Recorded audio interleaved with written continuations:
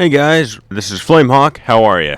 And this is the Gentleman Snark, as always. Welcome to our weekend show, Thursday/Friday, wherever you might be listening, whether it be on the great WXCI 91.7 FM Danbury or online on our YouTube page or website, nerdvotaku.com. So, yeah, it's been a long week, very exhausting. What say you, Flamehawk? How's the week been treating you? It could be better. Let's just leave it at that. Yeah, we've kind of been busy here, folks, but let's not waste any time here. Let's jump right into the whole elephant in the room here. The Pokemon Company has released, in a live event, the trailer for Pokemon Go, the smartphone app. Now, if you don't know, there is a trailer of Pokemon Go, the smartphone app, which you can find basically anywhere on YouTube at this point, and on our Twitter page as we had linked the trailer. Basically, it's going to be an app where people can roam around and try to catch and battle Pokemon in the real world using their smartphone. And it's going to be available on iOS and Android in 2016. It's using a location-based technology for players and whatnot, and it's also going to come with a Bluetooth wristband device where it can alert them of either trainers or Pokemon around the area, so players don't have to keep looking around their screens on their phone, so they can actually go forth and explore the area. Now, if you had read our tweet, I had stated that, is it really gonna be as good as the trailer? What really is Game Freak and Nintendo trying to pull here? Now, don't get me wrong, the trailer looks fabulous, but I just have a few little inklings about the app here. What would you say the trailer looked like, Flamehawk? Let's just say this is the closest we will ever get to a real-life Pokemon unless we get some genetic gene splicing kind of thing going where we have like an electric mouse and a dog that looks like it's from hell. So, I mean, there's that, but, I mean, my thing is, how would they deal with the, data and Wi-Fi usage here? Because it seems to me like a lot of people speculate, and even I had spoken with my colleagues here saying that it might be very unlikely for a lot of people to have access or be able to play this app properly due to, data, Wi-Fi access, and if this is using satellite, that's probably going to take up a lot of storage.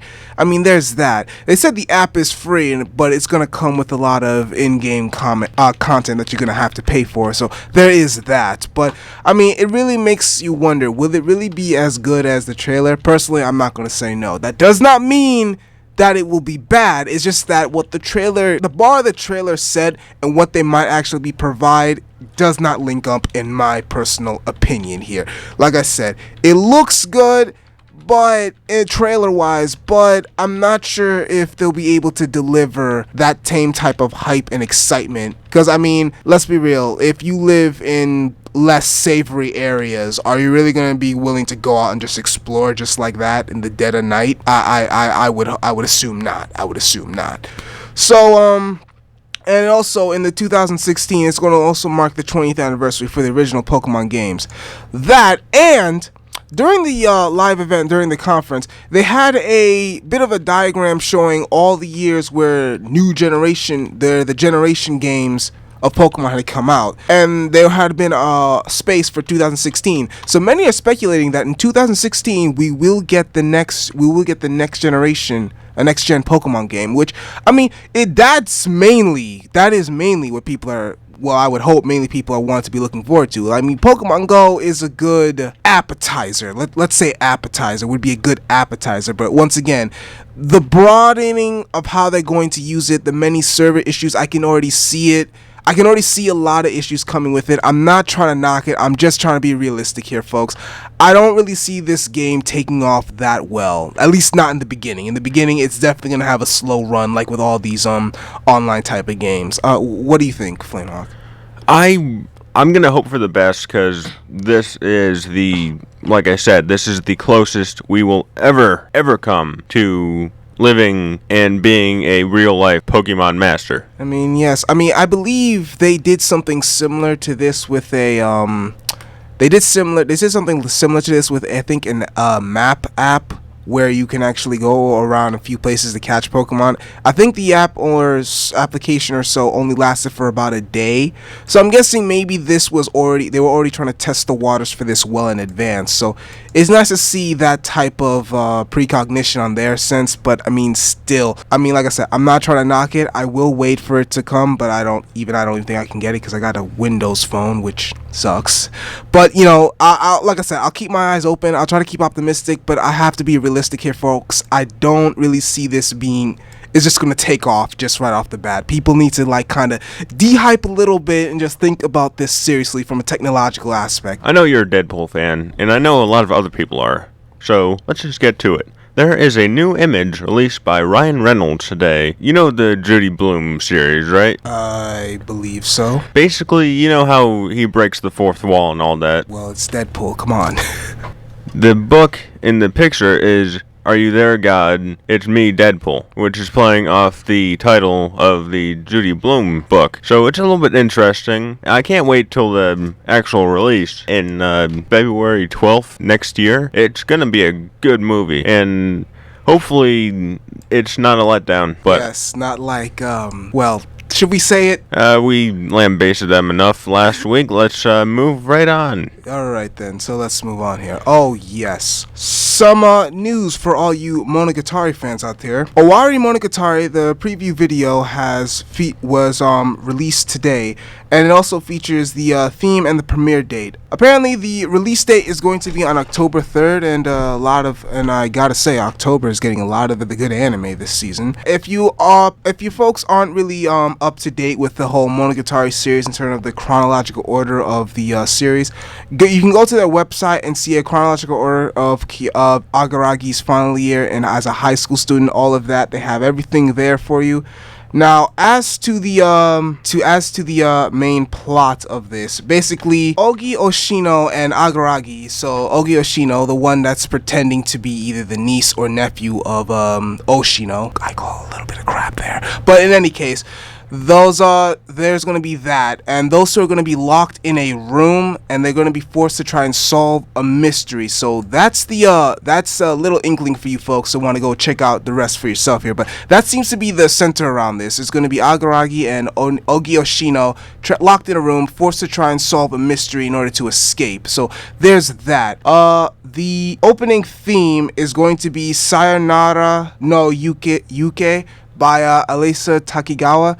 So there's that. Like I said, it's going to be released on October 3rd. Owari Monogatari. I'm a fan of the Monogatari series, and Nisio seems to always deliver on that, and the anime's never seemed bad. So I'll be keeping my eyes out and looking forward to that. So back to you, Flamehawk. We finally have a release date for AKA Jessica Jones. It's about damn time. It took them a while. I don't know what the hiccup was in the scheduling. But anyways, the premiere date will be November 20th, 2015. If we're as lucky as we were for Daredevil, the series will be great. I mean, sure, Jessica Jones isn't exactly the up to caliber of Daredevil, but she's good nonetheless, even though we won't be focusing on her true side, I would call her sidekick, but she's technically a hero.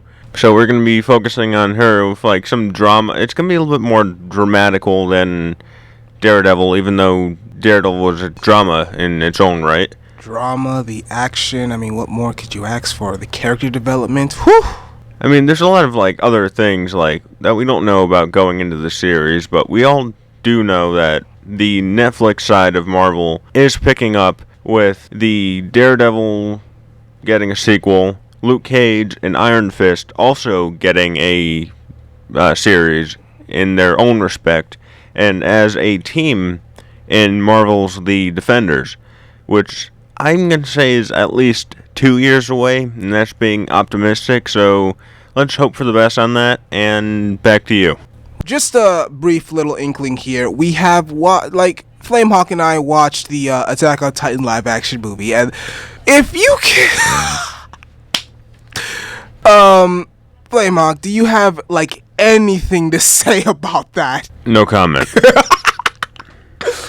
I had said in the last show that if we were to watch it, you might expect to see a review of it. I don't know. I mean, we watched it. I'm still mulling it over. Like it's a work in progress. I'll say that. It is a work in progress. A long work in progress. There's a bit long issues in the film, especially the biggest one that, let's get it out of the way.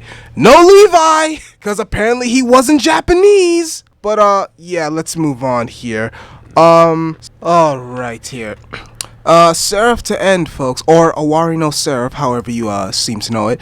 It's basically the second season is set to premiere on October 10th. Man, October's getting a lot of love. And it's going to be featuring the battle in Nagoya. So they already have the the opening theme will be Two Souls Toward the Truth by Fripside, the Japanese band, and the ending is going to be called Orion, which will be performed by Yanagi. So yeah, there's that. There's going to be a second season, and I know Flamehawk is an Awari no Seraph fan. So how do you feel about this? Like, what do you seem to be expecting from this? Well, basically they left off on the cliffhanger, kind of. I don't want to go into too much detail, but we do have kind of like an anime run on our lineup. It's completely free. It's on our Tumblr page, so if you want to check that out, go right ahead. That's going to be like on Sundays in the wee mornings, right after Toonami. Yes, and also feel free to check out our Toonami preview. It's going to be coming on this week. It's now that we're finally done with that Labor Day marathon. Let's not even get into that. The ratings weren't absolutely terrible, though. I mean, they weren't great, but they were not complete garbage either. I mean, it tailed off at the end, especially at the Chocolate Girl episode, but anyways, I mean, a lot of Toonami faithful fans really stuck it in and held in. I mean, I tried. I at least kept my TV on to watch it. But I mean, yes, a lot of us fans try to stick it in there, hold it out there, and we're trying to keep Toonami alive, folks. Keep Toonami alive. We gotta keep hope alive here. So basically, this brings us onto our discussion page. The anime in today, it isn't as prevalent as it used to be. I mean, yeah. I mean, with a lot of censorship going around here, that is kind of the truth here. I mean, a lot of it's going to be at late nights, where back in the day, especially when I was a kid, it used to be out like on Saturday mornings with like Saturday cartoons, stuff like that. It even used to be during the weekdays after we got home from school, like 3. Exactly. I mean, there was Toonami and all. Kids WB. Yes, the afternoon show. I mean, Mozai on the Cartoon Network. Yeah, I mean, anime had a lot more opportunity to really flesh out back in the day. Now, because of a lot of censorship, and I guess, like, I'll be honest, I'll be real here. I guess some of the thing is a bit of, I guess, anime's itself fault with the censorship, because, I mean, let's be honest here. There's, for my own opinion, way too many fan service shows out there, and I'm just like, if you're a fan of fan service, I'm not knocking you at all. Like, I mean, that's your thing, do you? But I personally I like a bit more of either action or psychological intrigue here. I mean, seeing certain parts jiggle up and down, that's nice and all, but I don't want that to be the main focus of the show. Now, don't get me wrong, I do like to watch and read some of my rom-com series. But I mean, a little bit, I mean, come on, I'm a guy. Sometimes I just want to see guns blaring, like guys just fighting, like, come on. Like, let's get some testosterone up in there. Yeah, like, the censorship, like, that is also the case, but, like, a lot of the things are, back in the day, like, a lot of things were just the animes. Like, now they're all based on manga and other things, which makes it a little bit harder for Americans mostly, and Europeans, and outsiders of Japan to follow the series if they're not exactly in tune with their manga side. A lot of the animes back in the day, like Pokemon, Digimon, Monster Ranchers, list goes on, were based on video games and card games and stuff like that. Now the only one that I actually know of that is based off of that kind of stuff is a Rega Battle, and only that is because of a joke. The animes in like that area, Yu-Gi-Oh, that's no longer Yu-Gi-Oh still around. Hold on. I gotta stop you right there. Now, while you do have a point, I gotta stop you right there. There are a few series based off video games that have gotten animes. I mean, we got the Mega Man Star Force series, albeit the second season did trash. I don't know why they cut it half to 9 minutes. And then we also have and to go to a more up-to-date series would be Yokai Watch. Now, mind you, I barely managed to sit through the first episode, but keep in mind, for those of you who watch it, it's a kid's show. Like, that's one thing you gotta know. Like, I came into it knowing it as a kid's show, and because the stuff was too kiddish, I couldn't really deal with it, but that's because that's my personal preference here. But like I said, I gotta say, there's still some animes out there that are still based off from video games. Like, I mean, Persona 4 Golden. I mean, mind you, Persona 4 Golden was just like a waste of time in my opinion, but these shows are still prevalent. Maybe not as prevalent in the West, as in they're not getting much adaptations, but they're still there. Like, I still want to say they're still there. They're not forgotten. I just think the golden days of like child anime is gone. We don't have like that next torchbearer bring on the new wave. Anime is kind of in some respect phasing out. I mean, well, to be honest, in America here, like, let's be real, in America, especially we're talking about the West here, Pokemon ain't going nowhere. Pokemon is going nowhere. That has gone down in quality so much. But it's not going, but see, here's the thing though, it's still here. It's still on the air. It's not going anywhere. So I understand your argument here, and I think that in order for some of these new shows to actually make it to the West, maybe stuff like Pokemon, maybe even Yu-Gi-Oh! Gotta go. Like, I mean, we recently got back Digimon, but for how long did that last? I mean, I believe Digimon's still ongoing up in Disney XD, but don't quote me on that. But I mean, like I said, shows like Pokemon gotta go, in my opinion. They gotta go for like the new shows to start stating their claim. Basically, I think this all kind of boils down to money. In the end of the day, it all boils down to money. Kids WB, they used to be during the early afternoon, like when we got home from school, which was a nice little treat after learning and all that fun stuff. Now kids have to watch the Tyra Banks show, other sitcoms, talk shows, Dr. Phil. Basically, they're catering more to adults now that they don't see kids as quite as a market that they used to be. The thing is, though, many people, they're making, because we have like channels with Cartoon Network and Nickelodeon that show Cartoon Networks basically almost 24/7 or from like to 10, which mostly them little brats knock out. But those cartoons, I mean, that's their only source. That is my issue. That's their only source of cartoons, and don't get me started on what Cartoon Network has to offer. Nickelodeon, iffy. I'll give iffy. Like SpongeBob, the new one, that has to go. Fairly Odd Parents, that has to go. Like, come on. Like, all these long-running shows that have been run into the ground, and you people know what they are. Stop trying to hide them. You know what the shows are. So they gotta go. I want to be real. SpongeBob has to go. Fairly Odd Parents, goodbye, sayonara. Like, shows that have been run into the ground gotta go. Like, I'm a nostalgia fan as much as the next guy, but when something has run its course, we have to accept that it's run its course. Just get it out. I mean, like, another reason I don't like these network kind of things, I do like Cartoon Network in their respect for Toonami, and that's about it. Disney Channel, I don't care about anymore. Nickelodeon, I don't really watch that at all anymore. Basically, they took away Saturday morning cartoons, so no more Sonic X, no more Ninja Turtle, like, no more, like, Saturday, like, morning anime that we used to watch. Like, that's gone. That's all in replace for, like, live action, Safari Channel and fun stuff like that. And Disney Channel is all about that live action sitcoms. I mean, didn't recently they get, like, up on The View, there was, like, some of That's So Raven reunion? I don't even know. Don't ask me. I didn't even bother watching it. That was a good show back in the day, but again, they gotta go. Exactly. They have to go. They gotta go. Like, if you're gonna bring back, like I said, if you're gonna bring back an old show, bring back one that actually deserved it. Like Megas XLR. That may not be an anime, but I loved that show. All 2 seasons were awesome. And when I realized it just got completely shafted, I was upset.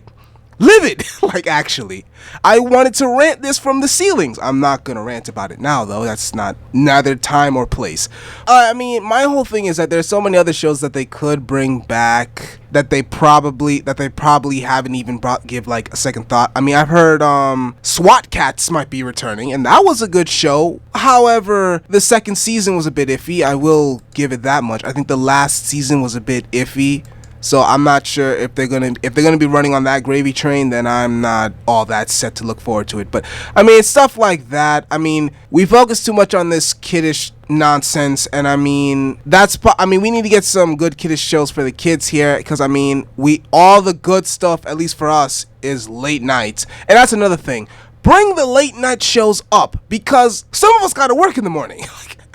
Let's be honest here. Some of us gotta work in the morning here. Like, either we got class, or we got jobs, or we got like some type of obligations in the morning. So like, bring those shows up. That's another thing. I think one of the reasons anime isn't really on, like, let's just say TV anymore, is because of online. Online in Crunchyroll, in Anime Here, and what name you, has replaced all the market need for anime in America. I mean, personally, I'd say the biggest way to try to fix that problem is give one of them a channel. That's the only thing I can think of. That is the only thing I can think of that could potentially fix that problem, because let's be real, the online issue is never gonna, like, all this stuff, it's not going anywhere. It's still going to be there. We might as well just sit down and get comfortable. The only way I could see this becoming at least a bit better is if we give one of them some type of TV channel, or we get a TV channel to be heavily partnered with them. That's the only light I can see under this tunnel. Other than that, they ain't going nowhere. I mean, Crunchyroll, I mean, don't get me wrong, Crunchyroll is a good place for your anime streaming needs. I advocate for them sometimes. So I mean we advocate for them sometimes. So let's like it's not a problem here. It's just that we need some more like shows on TV. We need some ratings here. We need to get some of that popularity out here, because I mean, didn't a while back Crunchyroll had a commercial, and how long did that stay? It's still on a few times, like during Toonami in there, but Funimation does have a channel though, not cable, like on like cable, like some obscure channel, like they pay like $50 to get or some stuff like that, but they do have a channel. I mean, I guess that's something to think about here. I mean, Funimation also likes to stream a lot of stuff. At the end of the day, I mean, there's so many issues with the anime as today. I mean, like I said, I do agree that how it's been going downhill compared to the day, but in my honest opinion, I kind of think that in some ways they're trying to make a bit of a comeback. In a way, like, don't you feel like they're trying to come with a bit of comeback, at least on Japan's side? Because remember, the West has to accept some of the shows that Japan brings out. So I can see some are trying to, but again, there are a lot of outstanding run into the ground shows that need to be burned down so a brand new crop can arise. I mean, there was that whole Shaolin Showdown, and now they had Shaolin Chronicles, and no. Just no, that was terrible in all every area. Every area that could have failed, check them all off. Ding, ding, ding, ding. They're all gone. Like, everything on that channel was bad, except for maybe the animation, and that was pushing it at best. I mean, my only issue was why they had the whole Shaolin Showdown 3D. That was my thing. Why 3D? No one asked for 3D. Did you ask for 3D? Because I didn't ask. I didn't. That's my only... Don't get me wrong. I'm happy they brought back Shaolin Chronicles, because Shaolin Showdown, how that ended, was on a... not really a cliffhanger. It could have been a good ending, but a lot of people wanted more. I wanted more. And that's another thing. That's probably an issue here. The fans aren't always right. Let's be real here. I mean, just because there's the demand for something doesn't mean it should get one. That's another thing. Don't you like? How do you feel on that? I feel the same. Some are justified, but some are just obscure and they don't need one. None come to mind right now, but like Cowboy Bebop. Like, yes. A lot of people want a sequel to Cowboy Bebop. Don't get me wrong. Part of me does, but at the same time, the ending was beautiful. Like how Spike came down and he just like bang, and he just felt like that's one of the most iconic scenes in anime. Like, it was so beautiful. And I mean, everyone who's watched Cowboy Bebop would have to agree that's one of the most iconic scenes in anime. Like the bang gesture, that's like symbolic. That's iconic. Like a lot of animes try to do that same gesture, albeit in a comedic way and less serious, but it's like a very iconic gesture, that bang. Like, come on. And I mean, a lot of people want a sequel with Spike coming back alive or whatnot. Now, I wouldn't say no to a prequel. But a direct sequel off of that, like I said, part of me, the nostalgia fan, wants it. But realistically, is it needed? Like, is it really needed? I don't think it was. I don't think it's really needed here. Space Dandy movie is needed though. Yeah, let's be real. Space Dandy only got 2 seasons here. Like, that's not enough. That's not enough. You can't stop this ride, baby. Alright, and now let's come up with solutions. I think one solution would be moving up Toonami a little bit. Not too much, because I understand the limitations due to censorship and a lot of other things that go into it, but if we move them up a little bit, maybe more viewers, because if we put it on the late night shift, no one's going to be watching it.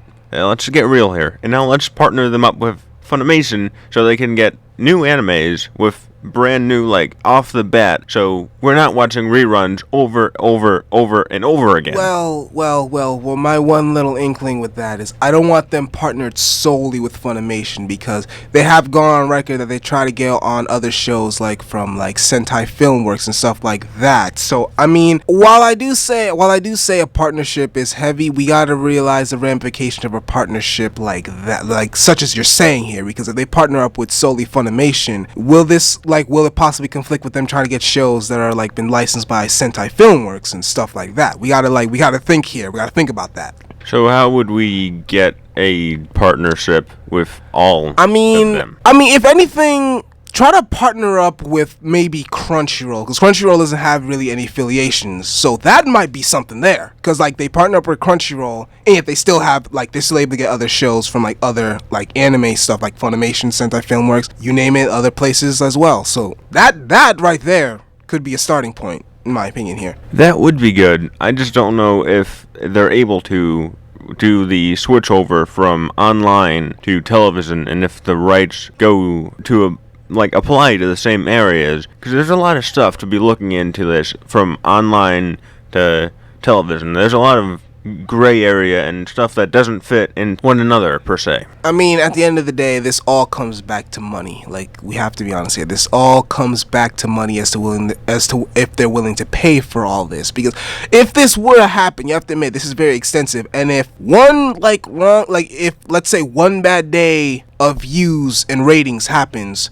poof, it's just going to be gone just like that. So we got to remember, this is a money thing here. This is a business too. Let's be honest with Toonami though. Like, a lot of people are only watching it because they know it's the only thing they can get. If we can get a lot of people, basically there's a lot of more anime fans out there that we can get to Toonami if we don't show the same things over and over again and watching reruns for the 10th time. Well, hold on though, but I mean, you have to cut Toonami some slack though. They have been trying. I mean, each time a new show ends, they have to replace it. Like Kill la Kill, they replace it with Akame ga Kill. The best series on Toonami as to date, right now. By the way, Akame ga Kill is not a sequel to Kill la Kill. I am tired of hearing that. Stop saying that. They are not sequels. They are not related. Tired of that. The word kill in anime in the titles is used a lot.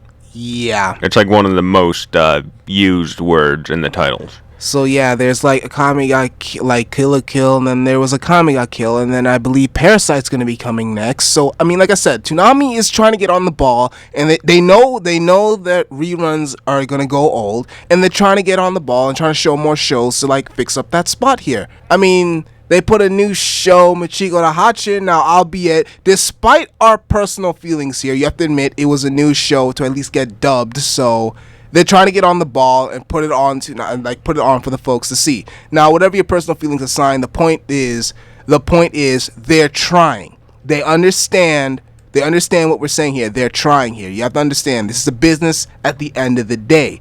There's a lot of licensing issues they have to do to go and fight for these shows. Like I said, like for all of you who watched their live stream event, I believe, on MomoCon, you people have heard what they have said. Like, it's like a fight, a struggle to get all these shows. They hear our requests, but it's whether or not they're able to get it. It's a business thing at the end of the day. We all need to remember this. I do understand, but do we like the Toonami itself, or do we like the idea of Toonami? Well, no, that's a tough one right there. I mean, I would say both, because I'm gonna be real. I'm one of those. I'm a Toonami faithful here, and I try to like watch it just to, like, also to keep the show, to keep the program alive. Like, I'm not gonna lie. There are some times when it's a chore to sit through.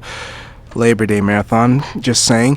But I mean, like I said, a lot of Toonami faithfuls out here want to keep the show alive, and it's like it's a thing. And like I said, and they're trying to, and Toonami's trying to give out some new shows for us to enjoy, while to like as appreciation for what we're doing here. So, like I said, we just like, you know, and at the end of the day, we just have to be patient. That's all I have to say. Like, we just have to be patient with Toonami. They're doing their best. We just got to acknowledge and appreciate it, and just keep rolling with the punches as they climb up the ladder.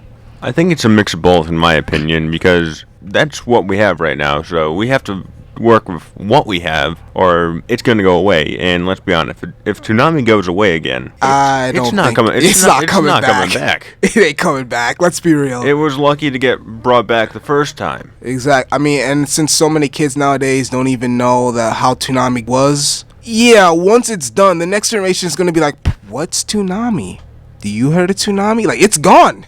And I just don't want that to happen, like, with anime in general. Like, I don't want it to just die out, because, like, it's too good of a genre. You would call it genre, right? Yeah, it's too good. Like, yeah, it's a genre. Like, some people, like, especially in Japan, see it as a culture, a movement in some ways. So I mean, yeah, it's a very unique thing to get into here, and we want to keep it alive here. Anime in general, regardless of who you are, has changed and inspired so many people, from training hard to increasing intelligence to just, you know, enjoying a good time when they were going through bad days. It has changed a lot of lives here, and we don't want that type of inspiration that has touched the hearts of so many to just fizzle out just like that. No, we want to keep it alive so it can inspire and touch many more people in the next coming generations. That's our whole discussion on the how anime is today. Oh yes, and one quick inkling out there. One Punch Man episode has been out and it's been subbed. It was in a Nico Live event, so be sure to check that out. And also,